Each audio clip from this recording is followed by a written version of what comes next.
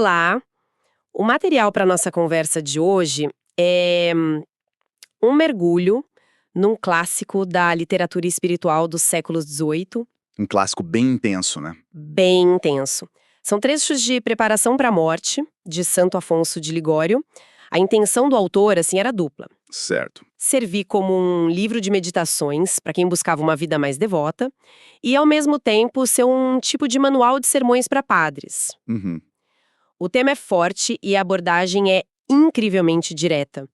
Então, o que a gente vai tentar fazer aqui é explorar como essa visão de quase 300 anos atrás olhava para a vida, para a morte e para o que realmente importavam. Com certeza.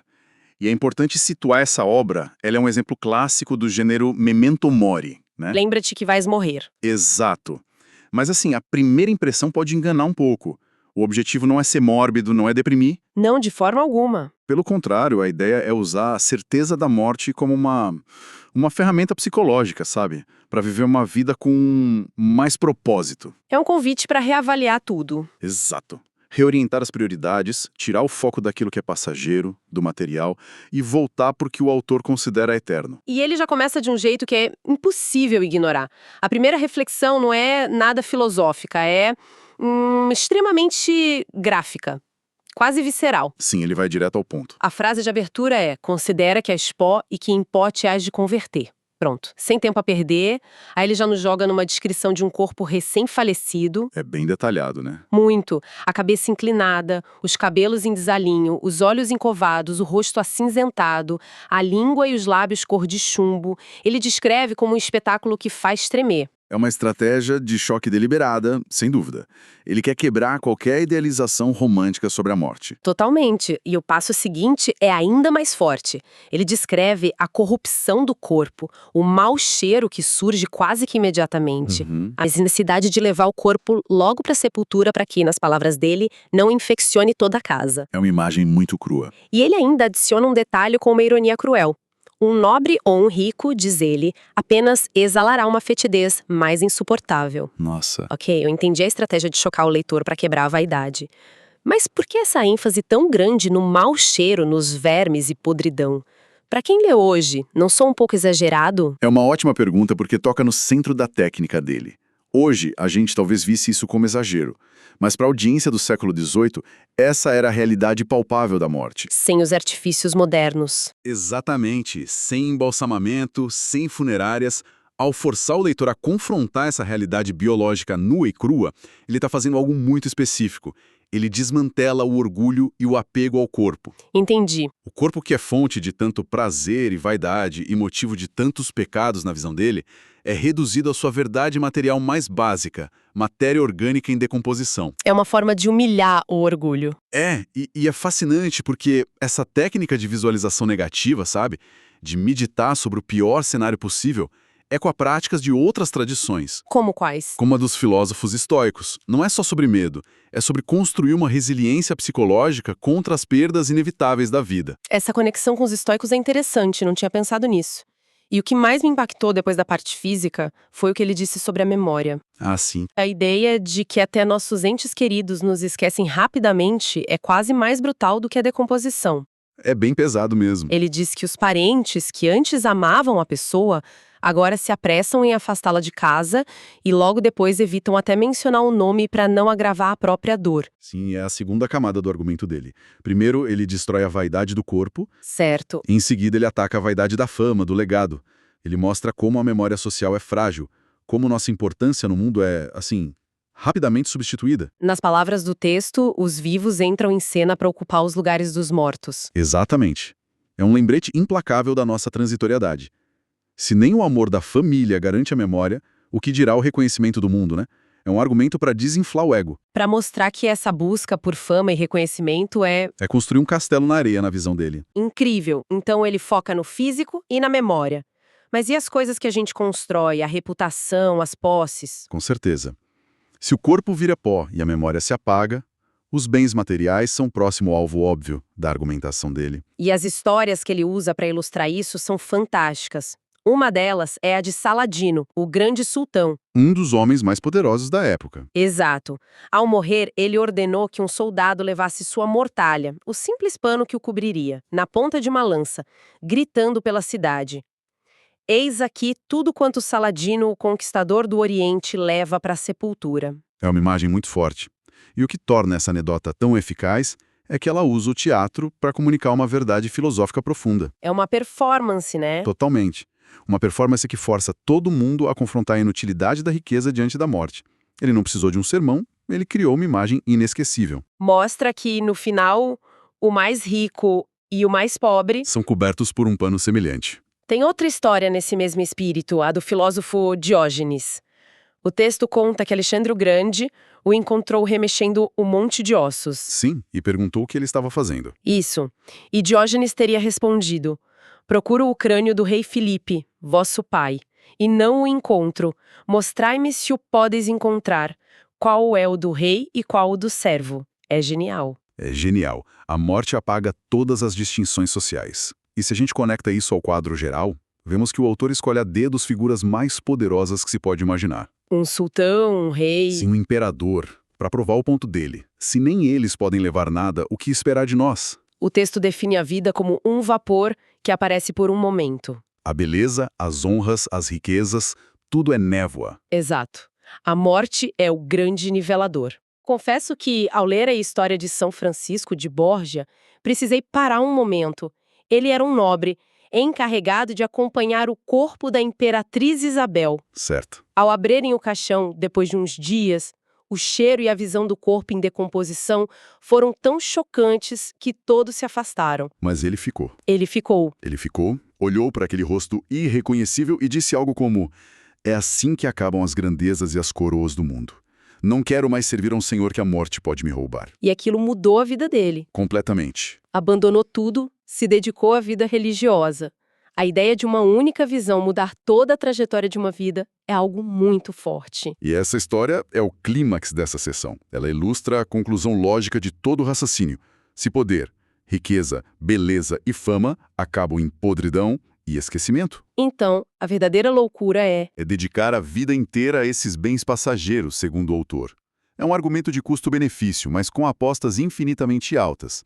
A questão que ele coloca é: vale a pena arriscar um bem eterno, a salvação da alma, por prazeres que ele acabou de mostrar que são frágeis e ilusórios? Essa decisão drástica dele tem tudo a ver com um senso de urgência, né? A morte é certa, mas a gente nunca sabe quando. Precisamente. Esse é outro ponto central do livro. A certeza da morte é uma coisa, a incerteza da hora da morte é outra. E ele usa essa incerteza como motivação. É a principal ferramenta de motivação. Sim, o texto cita que a morte virá como um ladrão na hora em que menos se espera, e a explicação teológica é que Deus oculta essa hora de propósito. Para que estejamos sempre preparados. É uma lógica interessante. É uma psicologia poderosa. Se a gente soubesse a hora, a maioria das pessoas, sejamos honestos, adiaria qualquer preparação para a véspera. Com certeza. A incerteza força uma vigilância constante. É uma forma de dizer que cada dia conta. Isso contrasta muito com a nossa cultura moderna, obcecada por planejamento, controle... Previsibilidade. Exato. A espiritualidade que ele propõe abraça a incerteza como um motor para a ação, não como uma fonte de ansiedade. Então aquela nossa desculpa clássica de amanhã eu começo, semana que vem eu mudo de vida, seria, na visão dele, a armadilha mais perigosa de todas. A mais mortal, literalmente. Ele critica duramente essa procrastinação. A frase que ele repete é para o leitor se perguntar a cada momento: quem sabe se não será o último dia da minha vida? Ele usa a imagem da árvore, né? Isso. Compara a vida a uma árvore que deve dar frutos em todas as estações. E cita a parábola da figueira, amaldiçoada por não ter frutos, mesmo fora de época. A lição é que Deus exige essa prontidão a todo momento. Lembro de uma frase no texto que é muito direta. O que está feito, está feito. Exatamente. Não há mais tempo para plantar no leito de morte, só para colher. O momento da morte não é para se preparar. Não. É o momento da colheita. A preparação já deveria ter sido feita ao longo da vida. Ele usa outra citação bíblica para reforçar isso. Aquilo que o homem semear, isto também colherá. A contabilidade da vida é fechada. Fechada. Não tem como adicionar novos créditos. O que foi semeado ao longo dos anos, seja o bem ou o mal, é o que será colhido. E isso nos leva diretamente aos dois cenários finais que a obra descreve, os resultados dessa colheita. São imagens Radicalmente opostas, e tudo isso culmina no que a teologia chama de os novíssimos: morte, juízo, inferno e paraíso. O livro apresenta os dois finais possíveis dessa jornada. Como um grande alerta. Vamos começar com o final mais sombrio. A morte do pecador, de quem não se preparou. A imagem que ele pinta é de um terror psicológico absoluto. Sim, é bem pesado. Um momento de angústia e confusão total.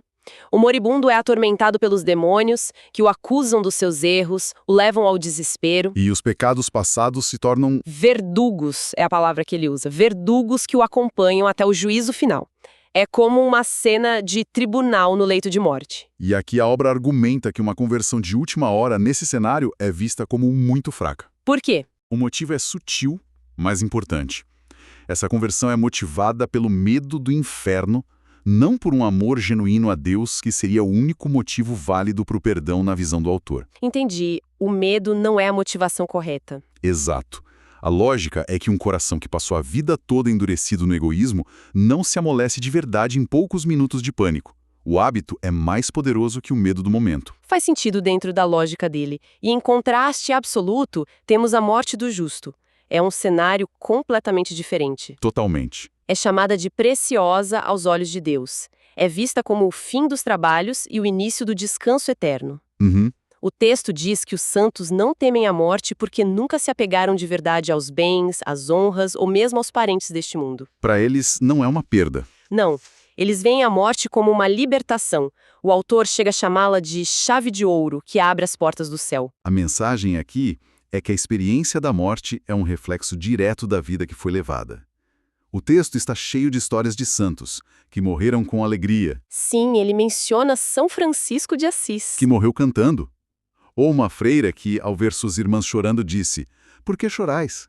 Vou encontrar-me com o meu Jesus Cristo. Alegrai-vos comigo." É impressionante. A ideia é que, se a vida foi uma jornada em direção a Deus, a morte é simplesmente a chegada ao destino. É o momento mais esperado, não o mais temido. É uma inversão de perspectiva total, transformar o maior medo humano em uma fonte de alegria. Sim, e essa é a grande tese do livro. Uma vida de desapego do mundo e de união com Deus transforma a morte. Ela deixa de ser um inimigo para se tornar a passagem para o verdadeiro lar. A alma do justo está na mão de Deus. Segura e protegida. O medo se dissolve e dá lugar à paz e à esperança. Então, no fim das contas, o que a gente tira de um livro tão intenso como esse hoje é um convite radical para reavaliar as prioridades, né? Sem dúvida. Usando a morte não como um fim a ser temido, mas como a lente através da qual se deve enxergar a vida. Um chamado para viver de forma deliberada, com a eternidade em mente. Perfeito. A obra, no fundo, não é só sobre o morrer, mas sobre o viver. A lembrança constante desses novíssimos, morte, juízo, inferno, paraíso, é apresentada como segredo para não pecar. E, consequentemente, para viver uma vida com mais significado. Exato.